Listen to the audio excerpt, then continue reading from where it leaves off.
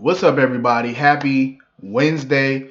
Hope all you're having a great day. It's officially day 2 of 2019. I hope everything's going great for everybody so far.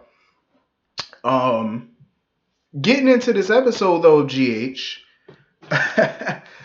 Obrecht. Let me tell you something. Everybody know I love me some Obrecht.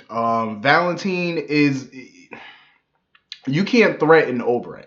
I'm sorry, but it's not gonna work. Obrecht is so smart. Let me tell you something. She told Valentine straight like this: if any physical harm comes to her, she has an insurance policy to make sure his secret about Sasha comes out. She wrote up some letters, one to Anna, one to Nina, and one to the district attorney. So if anything happens to her, those letters will go to all three of those people. His secret will come out, and he will go to prison more than likely. He'll be charged. And of course, Nina dumped him. See, that's what I love about Obrecht. She was smart enough to have an insurance policy. That was brilliant. That was brilliant. Um, Obrecht, let me tell you something. You're not going to outsmart Obrecht. Not even on your best day are you going to outsmart her. She's too smart for you. You know what I'm saying? Like, you got Nell and Valentine thinking that they can outwit her. Ain't going to happen. Not going to happen. You don't hang around people like Helena Cassadine, Victor Cassadine, Cesar Faison, and don't pick up a thing or two. Trust me, you don't hang. Those are elite criminals. And she hung around Jerry Jacks too. These are the cream of the crop when it comes to criminals. You know what I'm saying? That though they're the cream of the crop. When it comes to criminals, Valentine, you're just the black sticky shit at the bottom of the barrel. When it comes to them, they're the elite. When it comes to to threatening people and actually carrying out the threat, you know what I'm saying? Trust me, Valentine, you ain't got nothing on none of them. You think you scare somebody? You don't pump no fear in nobody's heart. Trust me. He wants to sit there and tell her, oh, I can go, I like playing in the dark side. And she was sitting there laughing at him the whole time with a smirk on her face. You don't pump fear. That's the problem. You don't put fear in her. You know what I'm saying? She's been around people way more ruthless than you. Hell, she was. Did you see how terrified she was 4 years ago of Helena? I think that was like 4 or 5, about what? 3, 4 years ago? She was horrified of Helena. And all Helena did was stand in her face with a handkerchief, offering her a handkerchief. You see how frightened she was when she saw Helena? And Helena didn't threaten her or nothing. Just her mere presence had her shook. You know what I'm saying? That goes to show how badass a criminal really is. When your mere presence shakes up another villain who's also a badass. Now, if your mere presence can scare somebody like that, you know what I'm saying? Who's just as much a criminal as you, that says a lot about your reputation. Clearly, your reputation precedes you. You know what I'm saying? And trust me, that woman ain't afraid of many people. But when it comes to people like Elena and Faison, oh, she didn't dare double cross them. But Valentine, that goes to show how much of a joke of a criminal he really is. Because she just sat there the whole time with a smirk on her face while you was threatening her. Without a care in the world. And like she told him, she got bigger people to blackmail, so she got bigger secrets that she could reveal anyway, so she ain't really worried too much about his little secret. But she just put Valentine on notice, like, I'm gonna keep your secret, but don't get it twisted. You slip up once, and that shit coming out. You know what I'm saying? I loved it. That whole exchange was everything. I loved it, and I love Obrecht. Like, I love it. Speaking of Helena, first of all, where is my Constance Towers? I need Helena on this show. Resurrect her, please. Somebody. You know, Frank Valentini, you the boss. Tell the writers to bring her back ASAP. Chop chop, because I need her back. I'm sorry, but I went too long without Helena causing trouble in town. I need her back. I need Jerry Jacks back. I need them back. Faison, you can keep him on ice for a little while longer because we recently saw him a year ago. But the other ones, I need them back. We need some real villains up in here. I mean, Ryan is doing it right now, though. So once Ryan is gone, I'm going to need another villain to come on. Because you already got Ryan running around murdering people, so you don't want to overdose the town with too many villains. I'm just saying you don't want to OD. But I'm gonna need Helena or Jerry back at some point. Um, let's make that happen for 2019. I'm just saying. Um, Nina,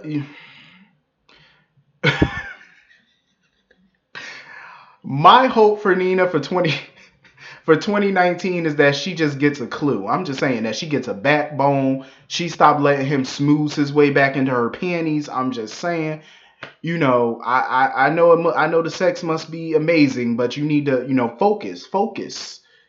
Snap out of that trance. You know what I mean, and get your mind back and get your backbone back and dump him. You know what I'm saying? Because Valentine is gonna keep lying to you, so you might as well drop that chicken dinner and go find you a winner. I'm just saying, might as well. See, Obrecht was sitting there playing the doting grandmother. I'm the same way. Listen, when it comes to babies, I'll sit there and play with a kid or whatever, pick you up. But the second you need a diaper change, you're going back to your mom's. Like, I'm just saying, I'm not with all that changing diapers. And that's not my forte. That's not my cup of tea. I'm not doing it.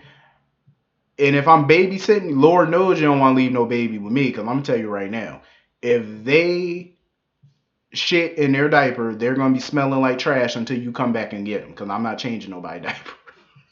I'm keeping it real. I'm the same. The way Obrecht handed him back, I say, yep, you did right. You did the right thing because I ain't changing no diaper. I'm just saying, like, that's not happening. You just gonna be shitty all day. I'm just saying, like, that's your mama job, your daddy, whoever. That's their job. So anyway, moving on from that. What else? I knew. I'm gonna talk about that. I'm gonna talk about that because I gotta talk about Jason and Sam first because what I'm about to say ties in basically to Jason and Sam and Christina now. Shocking. Today actually threw me for a shock with this one. I didn't see it coming. I was genuinely surprised because I didn't see this coming. But I'm gonna talk about it. First of all, when Jason and Sam were talking with Jordan and stuff, giving her the details about what happened with Peyton, how they found him, and stuff like that, Sam was telling Jason, oh, how come, you were being so cooperative? How come you didn't ask for Diane? Apparently, Diane is in Vegas with Max. I guess they rung in the New Year in Vegas. That's what I'm talking about. I don't blame Jason for being cooperative this time with the police without needing an attorney. What does he need a lawyer for? He know he didn't kill Peyton. There's no evidence to suggest it. And Jordan wasn't accusing him of doing it. So he didn't need a lawyer. The moment Jordan would have accused him of doing it, that's what I'm pretty sure he would have contacted Alexis or somebody. But, he didn't need a lawyer for this. He was basically just a witness. In this case, he's not a suspect. So he really didn't have a problem divulging any information that they needed. Why cover up something or lie about something you didn't have nothing to do with? So I don't blame Jason for being overly cooperative. I mean, why not? He didn't do anything. He didn't even know the man. So, it'd be different if he knew the guy and they had beef and, what I'm saying? There was a little bit of evidence. Then he would have kept quiet. But if there's something he had nothing to do with and he didn't even know the man, of course he's going to be cooperative. Why not? He had shit to do with that. I would have been talkative too. I would have been telling everything I know. We was out here. We was booed up. I gave her my jacket. I seen something suspicious behind me. I kicked it. A dead body came out. We called 911 and it was a wrap. That's what I would have said. Forget it. You know what I'm saying? I ain't had nothing to do with that. I didn't even know the man. I don't know his name. I don't know nothing. Nathan. So anyway, first of all, Sam need to stop giving her relatives a key to her house. I'm just saying. Because they just be barging in when she in her intimate moments and stuff. I'm like, stop giving them keys. And she definitely need to learn how to lock a door. Better start telling Alexis and everybody else, start knocking. Christina come barging up in there. I'm like, ain't nobody tell you to come barge in my house? I would have been spazzing. I'm just like, I don't like when people barge in nothing. You knock. If the door is closed, knock. If I got it open, if I have a door open, I don't care if you just walk in. I don't care. Because the door is open, so I don't care. But if it's closed, doom, doom, doom, knock. It takes all 2 seconds. So anyway, I don't blame Sam for asking Christina all those questions about her new roommates and stuff. That damn coat. I don't care what nobody say. That's a coat. It sounds like a coat to me. Some people talking about, oh, it's probably not a cult. It's a cult. Trust me. That sounds cult-like to me. I've seen enough movies and documentaries to know what a cult is like. That's a cult. Um. So anyway, I don't blame her for asking all those questions. Cause I would have definitely been asking some questions too. How you know these people? What kind of people are they? If all these people do all this charity work, how they paying their bills? And the house that they went to when Christina moved in, it looked super freaking nice. I said, damn, that look a little too nice for y'all to be volunteering all day. I'm like, who got money to be paying these bills? Cause that house looked too nice. I was expecting a little rundown apartment or something, but that was real nice. Um, I knew I did not trust Hank the day he first popped up. I knew I didn't trust him. It was something off about him. Even today when he was talking to Drew, I still felt like he was too pushy and he was off. Like Drew kept telling him, bruh, I don't remember anything. I don't have my memories. He showed him a picture of course, what Drew used to look like, which is Jason. Um, and he was like, oh, do you remember this? Bruh, why are you asking him, do he remember based off of a picture? He just told you he don't have his memories. He just told you that. So why are you asking, do he remember? Obviously, he does not. Um, and then he kept going into this long story about how Drew supposedly saved his life. First of all, he went into too much detail. Like everything had an answer to it. Everything was detailed perfectly to the hilt. There was no miss up. There was no mess up. There was nothing. Everything was totally detailed. It was too detailed. That story he told was way too perfect. And that seemed a little off. Like he was way too pushy with that story and too detailed. He didn't miss a beat with that story. It was like it was choreographed. You know what I'm saying? Like it was rehearsed. Then come to find out when Jason and Sam went to go visit Christina, her roommate that she was telling him, one of her roommates she was telling him about before, Shiloh. First of all, I felt like Sam was a little out of line for basically accusing Christina of sleeping with one of her roommates, which was Shiloh. So they met Shiloh.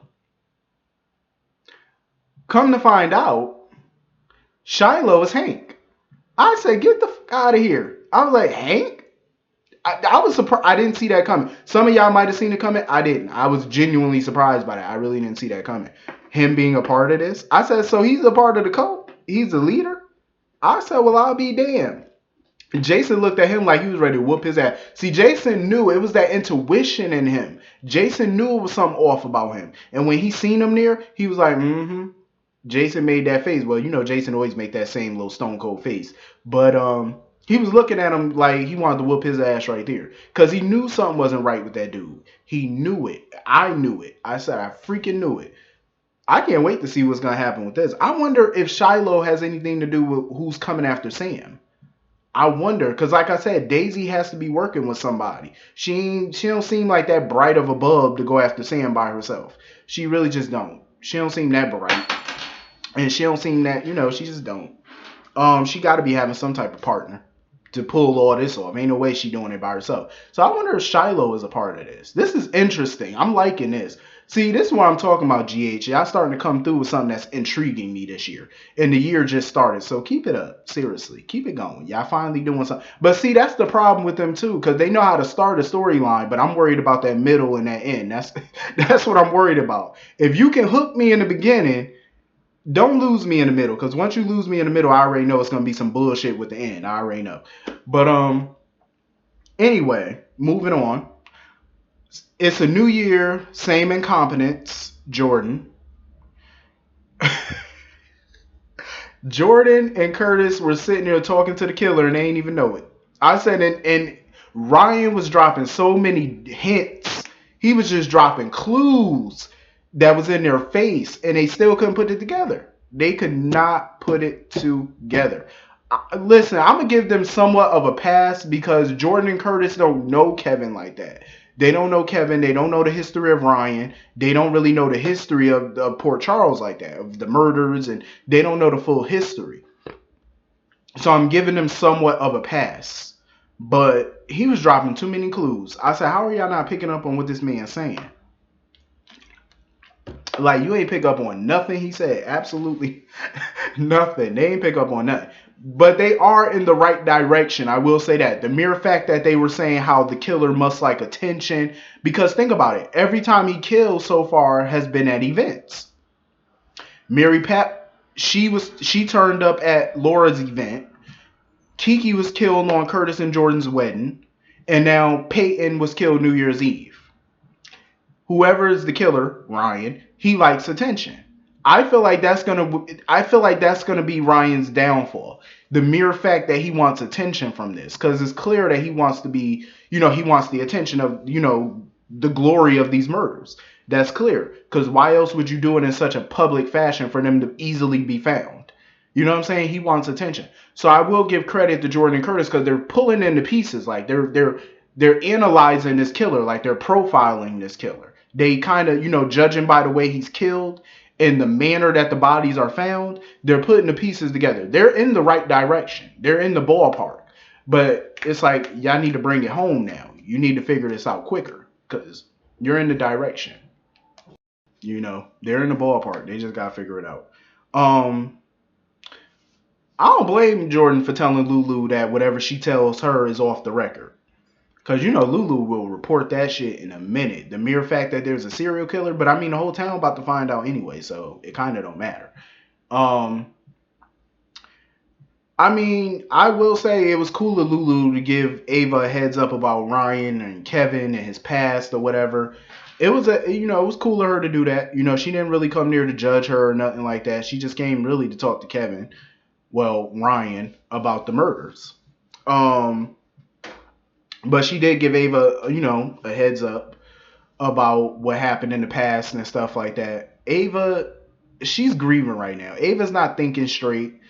Hopefully she don't get sucked into Ryan's BS, and it looks like she is. I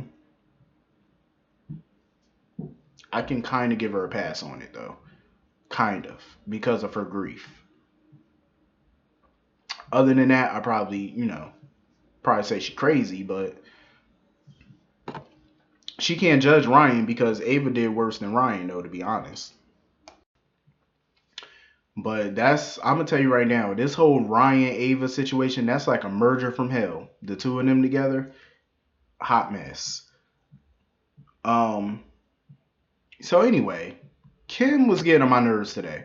The mere fact that she called Julian all types of coward and talking about he was a coward for breaking up with her. I think Julian lied about sleeping with somebody else. He could have lied just to have an excuse, but it annoyed me that Kim was sitting there trying to put all of this on Julian when he saw you kissing your ex. And then on top of that, she came up with a million excuses. Then she talking about, they only kissed because they were nostalgic. They were going down memory lane. There's plenty of exes who go down memory lane and it doesn't end up in a kiss. You know what I'm saying? Like, it's clear that she's been wanting to kiss Drew for a hot minute. And the mere fact that they didn't push off from each other and they're still laughing and smiling about it today, it's like, clearly you liked it. That was obvious. So, in my opinion, Kim ain't got no real right to be mad at Julian. Julian has a right to be mad at her. But the mere fact, I respect the fact Julian didn't really yell at her. He didn't go off on her. He didn't call her any names. He just told her, like, I think we should go our separate ways. You do you, I'm going to do me. He handled it very maturely. First of all, Julian, I will have to say, needs to stop living in the dark ages. Because when Christina came in the bar, she came for her paycheck. I said, hold up, paycheck? Y'all don't do direct deposit? I haven't seen a paycheck in because all my money, it goes through direct deposit. My money goes through, my checks go through direct deposit. I haven't cashed a physical check in probably 4 years. Probably maybe 4 or 5 years is the last time I cashed a physical check because we direct deposit. I don't like going to no job and cashing no check. You know what I'm saying? Like, you got to go get your check. You got to look at it. You got to peel it off. You got to go to check cashing or the bank and throw it in there. Just let me wake up in the morning and have my money just be put in. You know what I'm saying? Like, come on now. Get with the times, Julian. But anyway, I enjoyed this episode. I hope all of you did too. Hit the comment section. Let me know what y'all thought. I'll see y'all later. Peace.